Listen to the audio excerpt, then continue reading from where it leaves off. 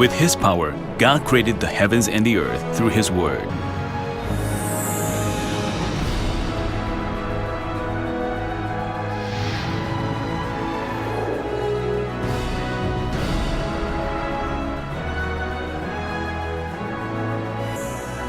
In this end time, when sins and evil are rampant, Dr. Gerald Lee has brought down the power of God through countless hours of prayer and fasting, allowing numerous people to receive healing and answer.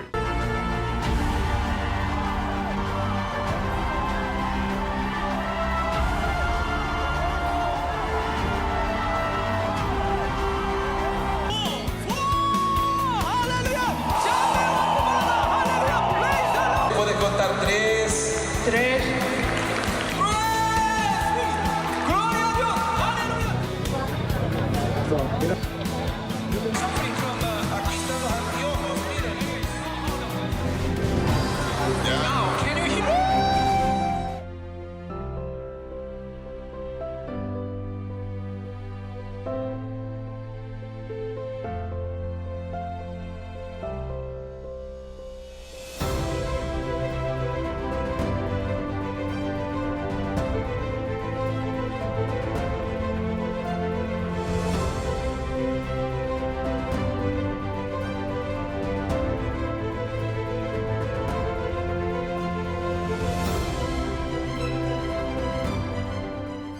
No, praise the Lord.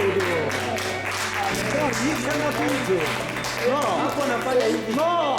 Hallelujah, he cannot do it. Oh, God bless you. Oh, amen. Amen. Nikiwa hapa singeweza soma like that 2001 Kenya Healing Crusade. You mean that one unaweza ukaona saa hizi? Yeah, 2000 Kenya Healing Crusade. Yeah,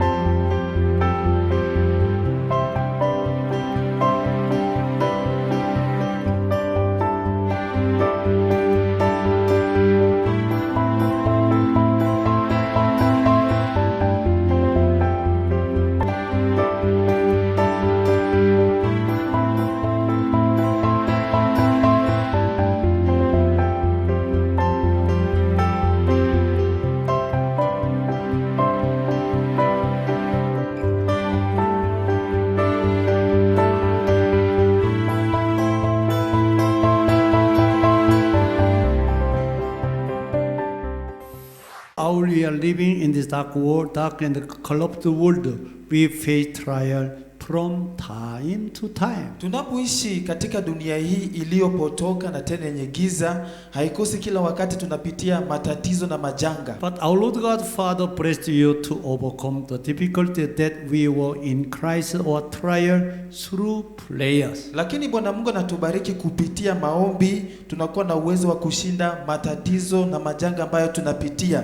All the men of God, Elijah, Moses, Samuel, and Daniel, written in the Bible, overcame their trial and crisis whenever they prayed to God Almighty. Ukaangalia historia ya Biblia, watumishi wa Mungu kama vile Musa na Daniel na Samuel waliweza kupitia matatizo na wakaishinda kupitia kuomba kwa Mungu Mwenyezi. Even though King Hezekiah was at the point of death, that is in crisis, first he turned his face to the wall and prayed to the Lord God. Wakati mfalme Hezekia alipata tatizo la kumkaribisha katika mauti, kitu cha kwanza ni kugeuka kwenye ukuta na kumuombea Bwana. If you follow his attitude and prayer, all of you will receive answer from the Lord God nowadays. Ukiweza kufuata mtindo huu na tabia na nia ya mfalme Hezekia, utapokea majibu nyakati hizi. Because of disobedience of Adam, we descend of Adam became sinners. Kwa sababu ya kutotii kwa Adam, sisi vizazi vya Adam tukafanyika wenye dhambi. But through the precious blood of Jesus, we are forgiven, and those who receive Jesus as their personal Savior have the right to be children of God and receive the gift of the Holy Spirit. Kwa sababu ya damu dhamana ya Yesu Kristo tukapokea msamaha wa dhambi zetu, na hivyo basi wote ambao wanampokea Yesu kama mkombozi wanapata haki ya kuwa watoto wa Mungu na karama ya Roho Mtakatifu. From that time on, we can commune with God through prayer, because God is Spirit, that is, God our Father is Spirit. Na kuanzia pale tunakuwa na uwezo wa kuzungumza na Bwana Mungu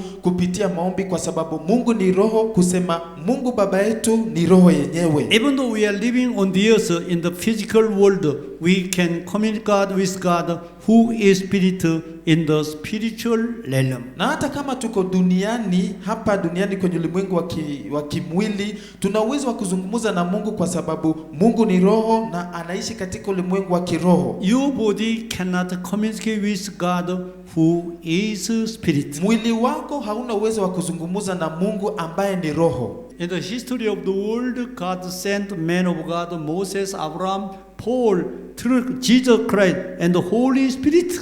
Kupitia historia ya binadamu hapa duniani, Mungu amekuwa akituma watumishi wake kama vile Musa, Ibrahimu na Paulo na Yesu Kristo na Roho Mtakatifu mwenyewe. And they proclaim to you, pray to God, then God will hear your prayer. Na wamekuwa akituambia kwamba ombeni naye Mungu atasikia maombi yenu. Through prophet Jeremiah, the Lord gave his message to him in Jeremiah chapter 33 verse 3. Kupitia nabii Yeremia, Mungu akanena kupitia Yeremia 33 mstari wa 3. Call to me and I will answer you and tell you great and unsearchable things you do not know. Niiteni mimi nami nitaitika, nitawaelezea mambo makuu msiyoyajua.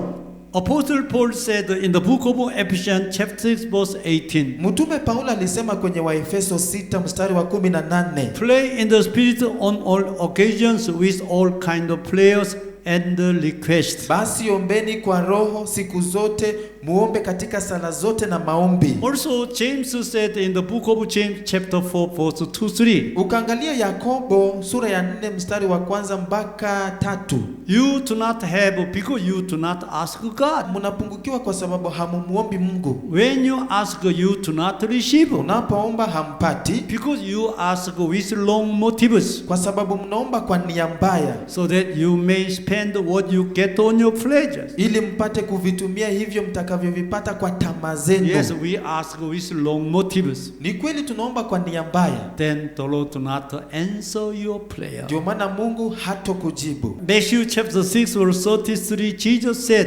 Mathayo 6:33, Yesu akasema, seek first his kingdom and his righteousness, tafuta kwanza ufalme wake na haki zake, and all things will be given to you as well. na mambo yote utapewa pia. Then we have to know the procedure of how our prayer are going up to the throne of God and how the Lord God answers our prayers. Tukishajua vile, inatupasa tujue utaratibu wa kuomba mbele za Mungu, ndio kwamba upate majibu kutoka juu.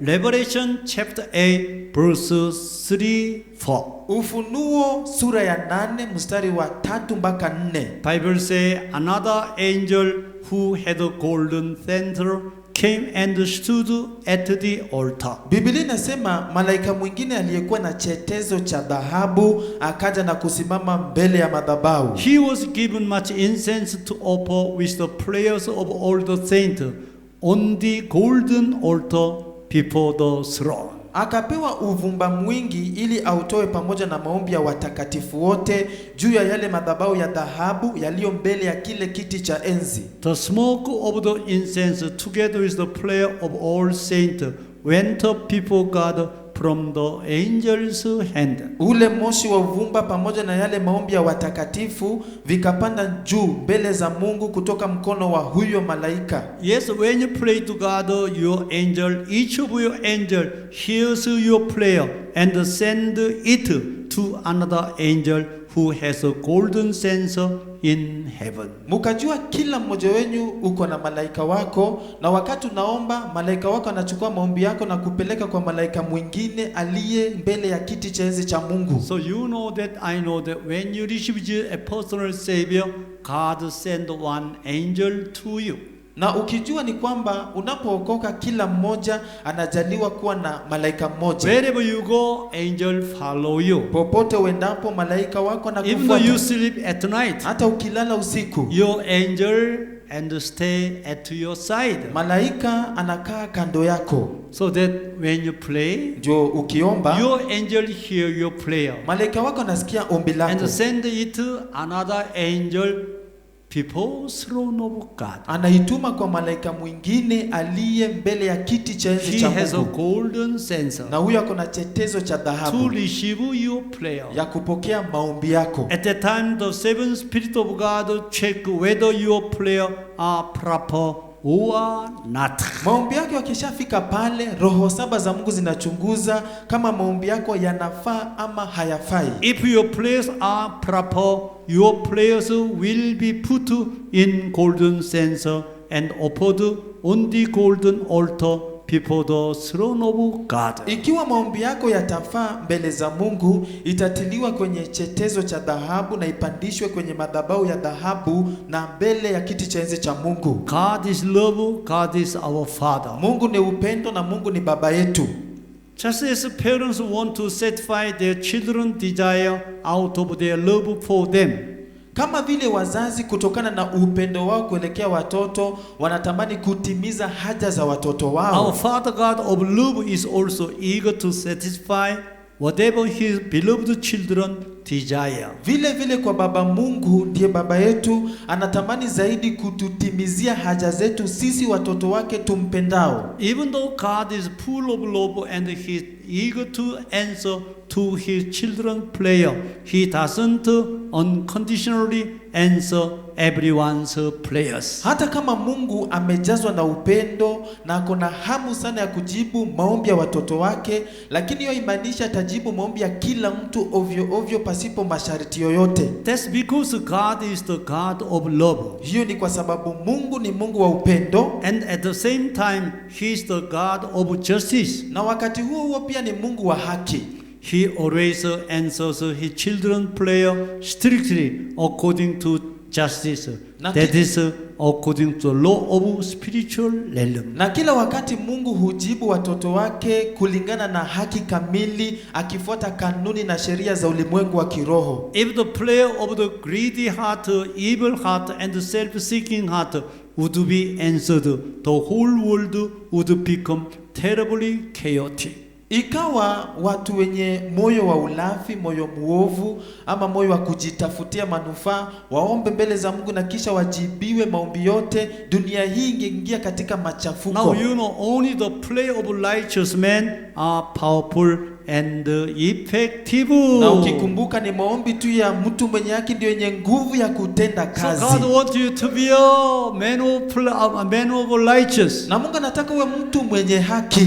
Then Alafu, what are the seven spirits of God? roho hizi saba za Mungu ndio nini? Seven spirits are the heart of God, who is spirit itself. Roho saba za Mungu ni moyo wa Mungu ambaye ndio roho yenyewe. So in order to receive answer from God, you must know the heart of God, that is seven spirit of God. Na kwa hivyo ndio kwamba upokee majibu ya Mungu, inabidi uelewe moyo wa Mungu, yani uelewe roho saba za Mungu. Here the number seven doesn't mean that spirit of God are seven in number. Na hapa kusema roho saba za Mungu haimaanishi utahesabu roho moja moja moja upate ziko saba. Spiritually, seven means complete and perfect. Lakini hapa saba maana yake ya kiroho inamaanisha kamili. Just as John chapter 4 verse 24 say, God is spirit, and so God is spirit itself. Ni kama vile tu Yohana 4 mstari wa 24 natuambia kwamba Mungu ni roho, kwa hivyo ujue Mungu ndio roho yenyewe. The reason that heart of God, who is spirit itself, is a seven spirit is because spirit of God is perfect and complete. Sababu ya kusema roho saba za Mungu ni moyo wa Mungu ni kumaanisha Mungu mwenyewe ni roho na roho ni kamili. The seven spirits that are the heart of God search for the heart and the behavior of every man. Na roho hizi saba ambazo ndio moyo wa Mungu zinachunguza moyo na tabia za kila mtu. And according to justice, Na kulingana na haki, according to the law of the spiritual realm in heaven, kulingana na sheria na torati ya ulimwengu wa kiroho kule God mbinguni. gives answer and blessing to those who are proper in the heart of God. Mungu atawapa majibu na baraka kwa wale ambao wanafaa kulingana na moyo wa Mungu. So that God wants you to be holy and righteous. Ndio maana Mungu analenga uwe mtakatifu, mtu mwenye haki. To make it easier to understand, Ndio kwamba nikusaidie uelewe kwa urahisi. you may think of seven spirits as a scale that God weigh the content that are to be measured to give the answers. Chukulia roho saba kana kwamba ni mizani ambayo Mungu anatumia kupima nyanja kadhaa ambazo nafaa kutimiza ndio kwamba upokee majibu ya Mungu. Then what is that seven spirit measure to decide whether it is yes or no for giving your answer? Na ni nini hizo ambazo roho saba za Mungu zinapima ndio kwamba iamue utapokea jibu ama hautapokea jibu? The seven spirit measure everything, the heart, mind and behavior. Roho saba zinapima kila kitu chako, iwe ni moyo wako, nia yako, tabia yako na kila kitu. But the aspect measured can be categorized into seven fields. That is faith, prayer, joy, thankfulness. Hata kama roho saba zinapima kila kitu ndani yako, lakini vipengele ambavyo roho saba zinapima zinaweza jumuishwa kwa mambo saba: kusema, imani, maombi, furaha na kushukuru. Keeping the 10 commandments, faithfulness and love. Na kutii amri 10, uaminifu na mwisho upendo. I will give you an example, help you understand well why God does measure seven fields: faith, prayer, joy, thankfulness, keeping the 10 commandments, faithfulness and love. Nitakupa mfano ndio kwamba ikusaidie uelewe vizuri kwa nini Mungu anapima vitu hivi saba: imani, maombi, furaha, shukran, kutii amri, uaminifu na upendo. In Korea, Kule Korea, there are students who did not graduate from the high school because of poor or having no chance to study in junior high school, senior high school.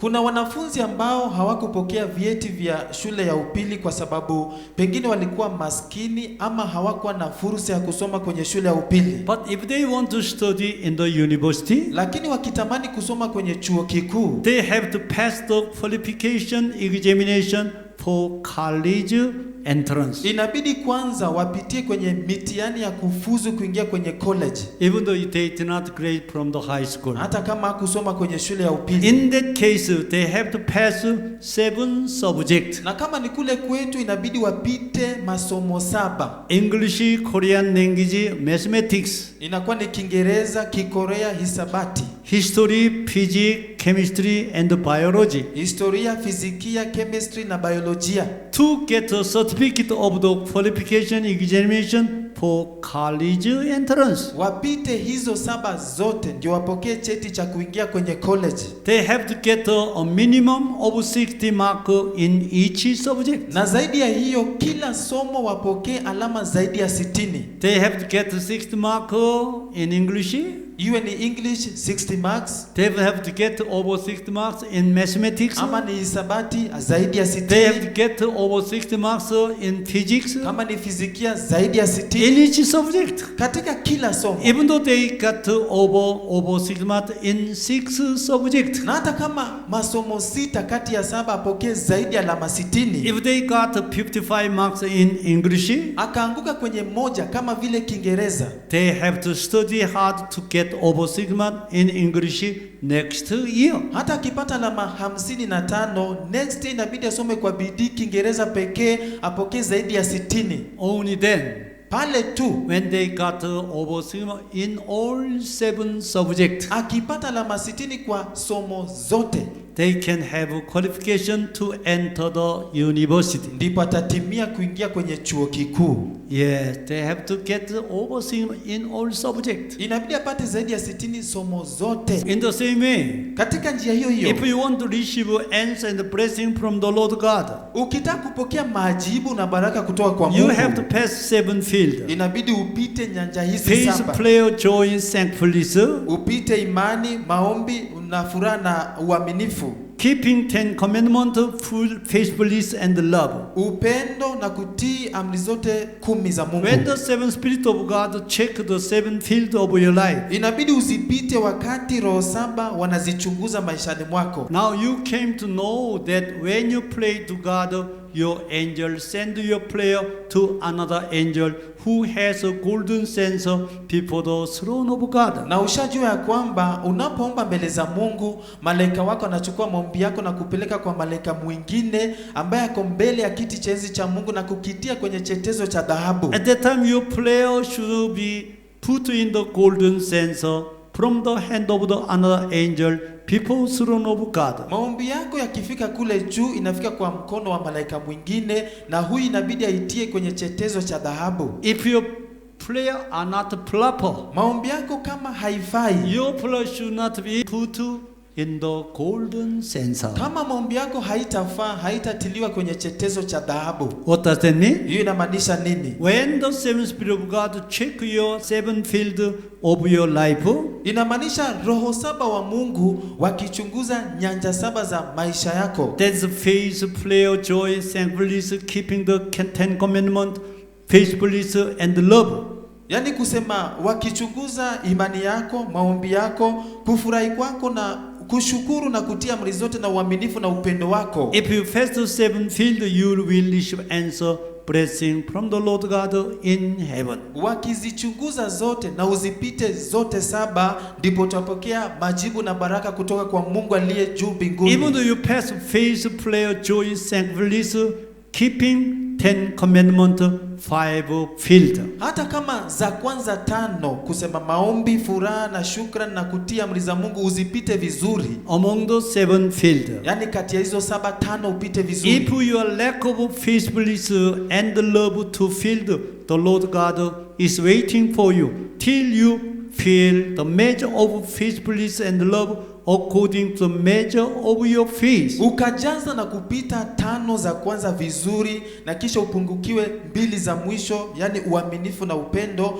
ujue Bwana Mungu atakungojea uzitimize hizo 2 kabisa, ndio kwamba upokee majibu, na tena italingana na kipimo chako cha imani. So some of you are beginner and have the faith of children. Kwa hivyo wengine wapya kiimani, mko na imani ya mtoto. Then 7 Spirit of God check the 7 field of your believing life according to measure of your faith as novice, that is as children, not as young men, not as adult in faith. Kwa hivyo kama mtoto ama mtu mpya kiimani, wakati roho 7 wanachunguza maisha yako, vitu hivi 7 watachunguza kwa ngazi yako ya mtoto, wala sio kwa ngazi ya kijana ama baba mzee. If 7 Spirit of God check the 7 field of your believing life according to the standard of those who have the faith of young men or adult. Lakini ikiwa roho 7 wa Mungu watachunguza vitu vyako 7 za maisha ya kuamini kulingana na ngazi ya vijana ama ngazi ya wazee, The beginner who have the faith of children will have receive answer and blessing from the Lord God in heaven. ikiwa ni vile basi watu wachanga kiimani, wapya kiimani, haitawezekana mupokee majibu na baraka kutoka kwa Mungu aliye juu But you mbinguni. can see in this Nine Management Church that some of beginners receive the answers blessing from the Lord God immediately. Lakini kama vile tumeshuhudia hapa Nairobi Manmin Church ni kwamba watu wageni kiimani ambao wamekuja mara ya kwanza, wakiomba wanapokea baraka na majibu mara moja. Why? Kwa sababu gani? When they were healed from their sickness, they would be full of joy and the Holy Spirit. Kwa sababu wakati waliponywa, kwa mfano ugonjwa wao, walijazwa Roho Mtakatifu na furaha tele. So they do not miss Sunday service every week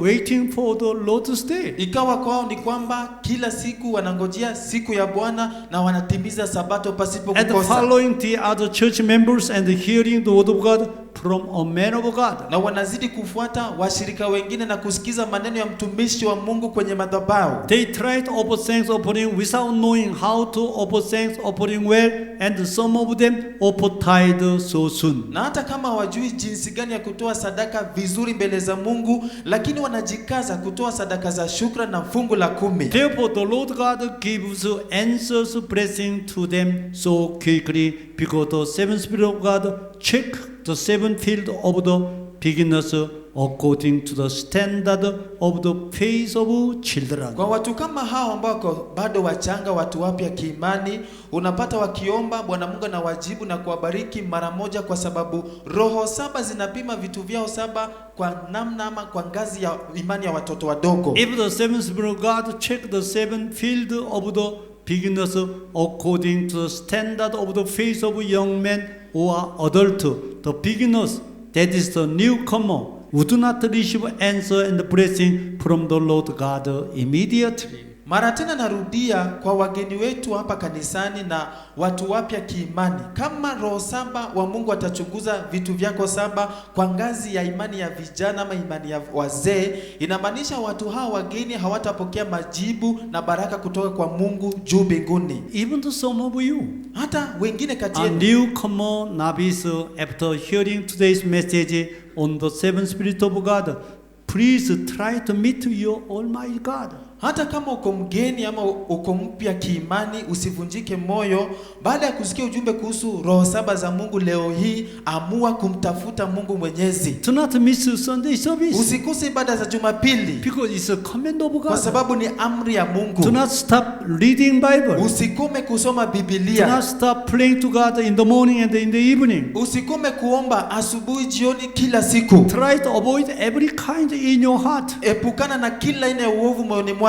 Then the Holy Spirit will lead you to overcome your problem and difficulties in this corrupted world. Ukafanya vile na ufuate nia kama hiyo, Roho Mtakatifu hata kwenye dunia yenye iliyopotoka na yenye giza atakuelekeza, utashinda magumu yote. Then you can be true children of God step by step. Na hivi utatimia hatua kwa hatua kwa mtoto wa kweli wa Mungu. Peter said in the book of 1 Peter chapter 4 verse 12, Kama vile tu Petro aliandika waraka wa kwanza wa Petro 4 mstari wa 12. dear friend, Wapendwa, do not be surprised at the painful trial that has come upon you to test you. musione ajabu kwa yale mateso yanayotukia miongoni mwenu kuwapima, As though something strange were happening to you. kana kwamba ni kitu kigeni kinachowapata. Yes, something strange happened already to you, coronavirus. Naam, kuna kitu kigeni ambacho kimetupata sisi, nayo ni coronavirus. Do not be surprised at the coronavirus crisis that has come upon believers and non-believers to test us, even though something strange were happening to us. Musione ajabu kwa coronavirus kukuja kwetu, ya kwamba imekuja kama jaribio kwetu, kana kwamba ni kitu kigeni kinachotupata. All of you have to receive more power from the Lord God whenever seven Spirit of God check the seven field of your believing life. Iwe kwako kwamba roho saba ukikuchunguza vitu saba maishani mwako, utimie kupokea majibu ya Mungu. I'm sure you can do it. Ninayo hakika unaweza. You can do it. Unaweza. Hallelujah. GCN.